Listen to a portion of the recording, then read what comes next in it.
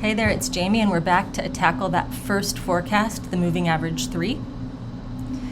So when we move forward, our big goal here is to estimate what our attendance is going to look like at our national park for the year 2024. Some of those months are already in the past, obviously, but then as the Park Service says that the current year data are preliminary and subject to change, we're going to forecast them as though they haven't happened. We're going to make an estimate for each one of the 12 months in the current year. So to start off with moving averages, I'm going to go down to where 2024 lies. And in this first space here, I'm going to make my forecast for 2024 using the moving average 3 method. And what the moving average 3 method does is it uses the previous 3 periods, 1, 2, 3. It averages them, and that's the forecast for the next period. Pretty easy. So the moving average 3 forecast for Badlands National Park is 1,092,478 visitors. In a way, we're done. That's our forecast. Why then do I need to have all these other tabs, moving average 5, exponential smoothing, linear regression? Why can't I just call this 1 and done? Well, the answer is that there are so many forecasting methods to choose from, and each different type works better or worse on different sets of data. And because with time series forecasting, we think that the patterns that have happened in the past can be harnessed to use to predict what's going to happen in the future, we extend that and say, well, all right, I have 4 forecasting methods that I can compare. I'm going to decide which one to use by figuring out which one worked best on the data that I already have. So even though I've got my forecast for 2024 right here, I'm going to make a historical forecast. I'm going to apply the moving average 3 method to all the data in the series, and then I'm going to see how well it performed. I'll do the same thing for my other 3 forecasting methods, and then the one of those that perform the best, that's the one that I'll use when I'm putting together my final forecast for 2024. So making the historical forecast, I'm going to type MA3 here because I want to note that I'm making my MA3 forecast. To make a moving average 3 forecast, I need to go 3 periods in because I can't actually make a 3-period forecast until I have 3 periods before it to average. So I'm not going to have anything in these first 3 periods. And my forecast is going to start here in period 4. And for my historical forecast, I'll enter the first formula, and I will drag it down. I get a lot of error messages there. It's just letting you know that the formula ignores adjacent cells, and that's fine. We're just going to ignore that error. That makes sense because a moving average forecast only contains 3 values. And if you click through your cells sequentially from top to bottom, you'll see that the reason it's called moving average is with each successive period, the boxes that are averaged move, right? Get rid of those again. And so that is our moving average 3 forecast. This would be the forecast for 2024. And all of these would be what I like to think of as historical forecasts. We're testing out a method on data that we already know because we want to see how well it does. Well, how well does it do? To figure out how well it does, we're going to have to calculate a series of errors. Basically, we're going to measure how far away the forecast was from the actual value, and we're going to quantify that in a handful of different ways because each one tells us something slightly different about how well the forecast performed.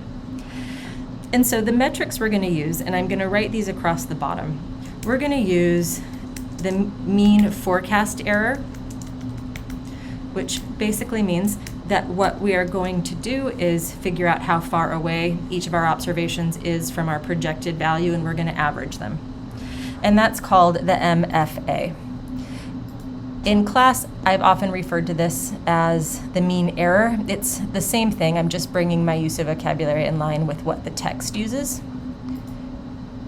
I'm going to wrap that. That's going to be where our mean forecast error is, and we're going to get that by averaging the forecast errors. I'm going to steal this formatting. We're going to calculate the error, the absolute percentage error, the squared error. So that should be all we need. And so after that, we're going to calculate what's known as the mean absolute error, or the mean absolute deviation, same thing, and we're going to call that the MAE. Coming back up to the top again, that will be the average of the absolute errors, the absolute value of the forecast errors. Then we're going to calculate the mean absolute percentage error, MAPE, which is going to be thinking about our absolute error as a percentage term, so how far off as we are as a percent. And before we can get the mean absolute percentage error, we're going to have to calculate the absolute percentage error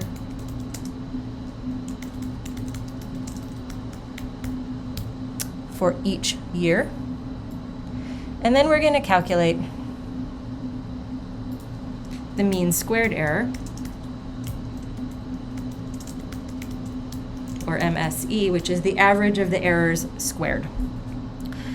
It's a customarily used metric that doesn't have a great intuitive explanation, but nonetheless, oftentimes it's recommended that you find or you determine which forecast is the best by choosing the one with the smallest mean squared error, and to get that, we square the errors. So we need to fill in this table now. All right. Our moving average 3 forecast begins here in our 4th year, because we can't start forecasting until we have 3 values to forecast. And if we don't have a forecast, we can't have a forecast error. So in this period here, where we don't have a forecast, I'm adding some color to it to remind myself not to calculate any forecast errors there. And at the same time, I'm come down here and I'm going to give myself some sort of color or box or something that reminds me that this is my forecast for 2024. I don't have a forecast error here either. This is where I'm going to place the averages of the errors that come before it. Let me show you what I mean. So in our first period that we have a forecast for, we were off, right? There were 1,030,000 visitors, and we forecasted 995,000. So to get the error, how far away we were, we're going to take the actual value of attendance and subtract from that our forecasted value. And that's what the error is going to be for the rest of this process, is just the difference between the actual value of the time series, in this case attendance, and the forecast we make using whatever forecast method we're using. So here our forecast error is 34,949. It's positive. And you'll see you get a positive forecast error when the actual value is greater than the expected value. It basically means that we underestimated. We can take our forecast error and drag it down. And now we have a forecast error for every single period. Some months we were way under, some months we were way over, and sometimes, we were relatively close, off by 4,000 or 3,000. But the first method, or to evaluate the errors that we're going to look at, is to take the average of these forecast errors. It's called the mean forecast error. And to get this, I simply average all of these numbers. I average all of my forecast errors. And as you notice, some are positive, some are negative, and so the positive ones and the negative ones are going to cancel each other out, and I'm going to usually get a pretty small number, small relative to the size of the errors. And in the end, it's not the size of this mean forecast error that matters as much as it is whether it's positive or negative. Because it'll basically tell us if we tend to overestimate or underestimate. Like, is our forecast biased? Is it going to lead to typically erring on one side systematically more than the other side? And in this case, because it's positive, it means that our forecast tended to underestimate. It doesn't give us much about how far away it is or whether or not it's accurate, because you can tell by looking at the size of each of these errors that most of them are substantially larger than 682. But with a value like this, relatively small but positive, it tells us that we tended to underestimate, but only by 682 units, which seems to me like not so much. The problem is that really, if we think that we're off, our forecast is off by 682, we're really missing the ability to see how accurate we are, how precise this is, how close it gets to the actual value.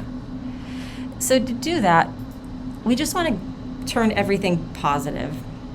We could do that by using the absolute value, which is what we'll do in this column, or we could make everything positive by squaring it, which is what we'll do in this column.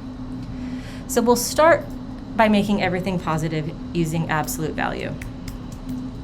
And that is equals ABS, the absolute value of the error. And that's the absolute value of our forecast error. And I'm going to change this up here to say absolute forecast error.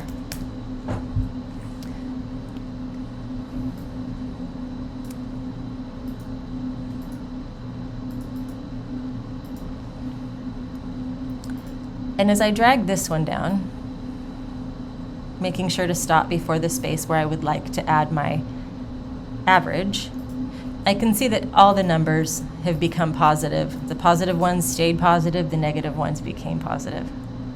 Now by averaging these, simply by dragging over my average formula, I can see that essentially 81,405 is how far away, like a distance measure, my forecast is from the real value. So whether it's below or above, it tends to be on average 81,405 visitors off, right? It's wrong by 8,405. So as a measure of precision, it's fantastic. And the mean forecast error is a way to kind of figure if we're overestimating or underestimating more frequently.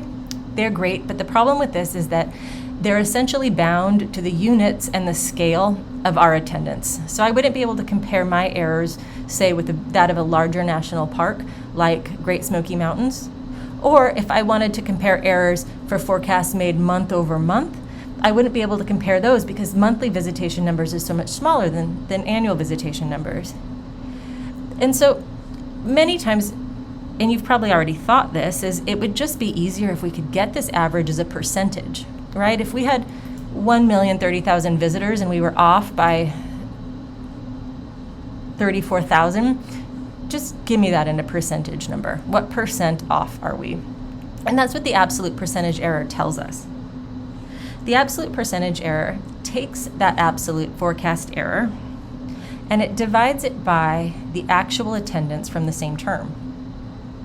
We end up with a decimal, which we can turn into a percentage. And it tells us, aha, that 34,000 is 3.39%.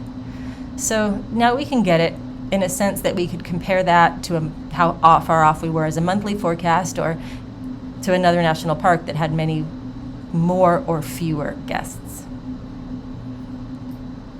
I'll drag this down, stopping before I hit where I'm supposed to do my averages. Then I'll drag my average over.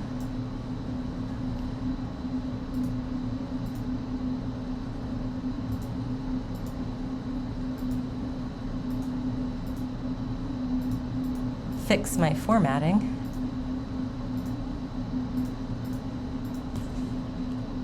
And And I can see that on average I'm off by about 7.5%. So this forecast, it tends to underestimate more than it overestimates, and it's off on average by about 81,000 visitors per year, or about 7.5% of total visitation. So the last method, as I'm going to show you, is called the squared error, or sometimes called the squared forecast error. And it is a way of making our forecast error positive, rather than by taking the absolute value, but by squaring it. And that's another way to stop those positive and negative forecast errors from canceling each other out. And so to do this, we're going to take our forecast error and we're going to square it. And so to do that, you're going to use the caret function, which is shift 6. That raises it to the power, and since we're squaring it, we're going to raise it to the power of 2. Hit enter, and we get a really large number. Reduce our decimal places here. That's 35,000 squared, roughly. Not a great intuitive interpretation, but if we average those squared errors,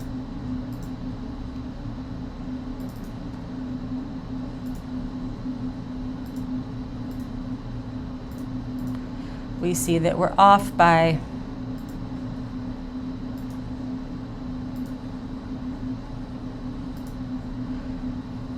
$10,942,114,484 is how far we are away squared. Not a great intuitive example. However, if we're comparing multiple forecasts, the one with the lower mean squared error tends to do a better job at predicting.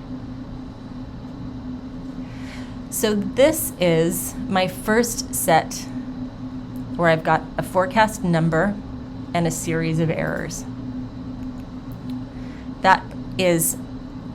Those are my metrics for my moving average 3 forecast. Thank you very much. Come back for the next video.